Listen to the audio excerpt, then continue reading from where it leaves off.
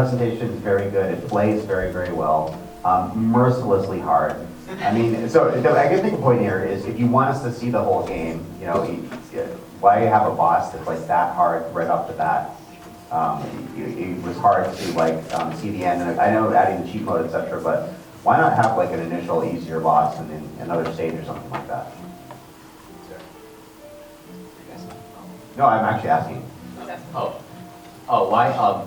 Mostly because all of our development time was eaten up by that one boss. I had ideas. The tutorial there was meant to have more sort of like smaller enemies there, but that was a very late addition. Yeah, it was super clear what to do, like, and it played well, it controlled well. I love the fact that you had to hit a notification on the player character itself, so you could see that going down. Yeah, that was all really good. The main design idea here actually was to just have one really hard boss. That was kind of our idea, which you could like, you could not, but.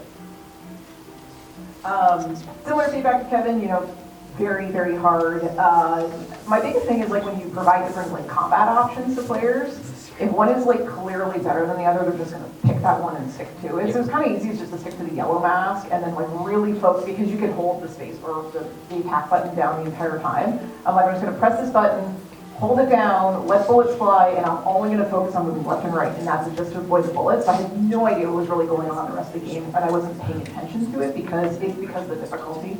But I feel like that there's a tutorial, like I made it really clear how to like dodge, that was good setup. It was a complete game as well, so I appreciate that. Font's a little hard to read, like with the slight italics. Is that what it is? Oh my god, I'll let Kelsey talk about the font. She's a UX person.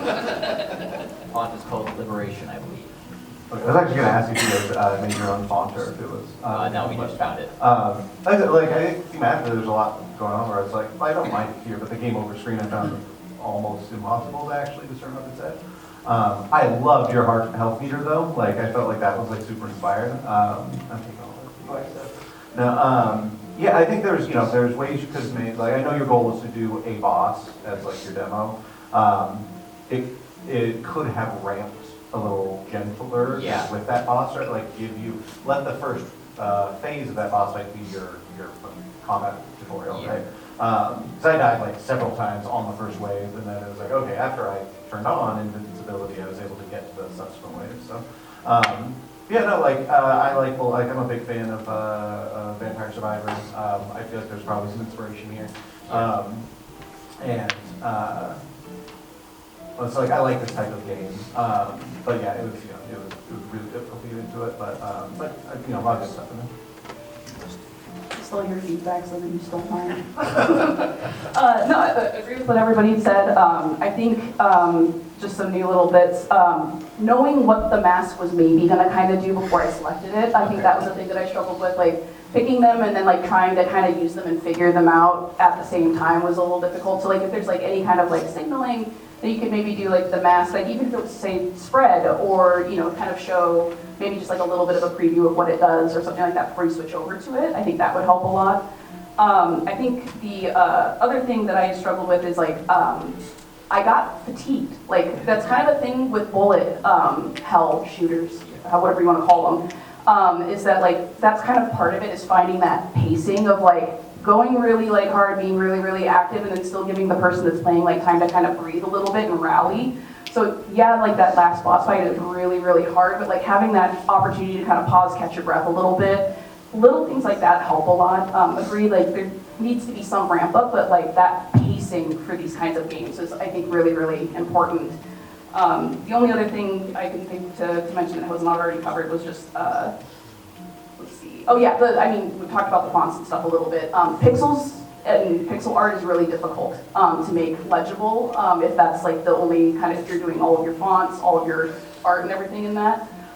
So when you're kind of working on this stuff, make sure you're looking at it at distance and up close, like that you're kind of pulling away from it and getting up close to it, like you're looking at it from multiple distances. That'll help a lot with that legibility issue. Yeah, all that. I have really bad eye strain when it comes to looking at monitors, and it made it very, very hard to read a lot of the text. So just as an example of like cases where that can be kind of hard to handle. But I do like the aesthetic. I like the music. I think it's very on theme. Sometimes it does overlap with the combat music, so there might be a little bug there, but I do think it's like good for setting the tone and setting the pace. I think some of the difficulty comes with the size of the projectiles. I didn't feel like there was enough space for me to move around and navigate, and even though it is a boss fight, like you said, like there needs to be those pauses in the pacing so that you can kind of catch your breath and then like focus back in. But yeah, there you go. With a little bit thing about that pacing, a lot of like relentless bullet hells were kind of my inspiration for this, so it's kind of just comes with the territory. I know it actually definitely could have been better with that, but thank you.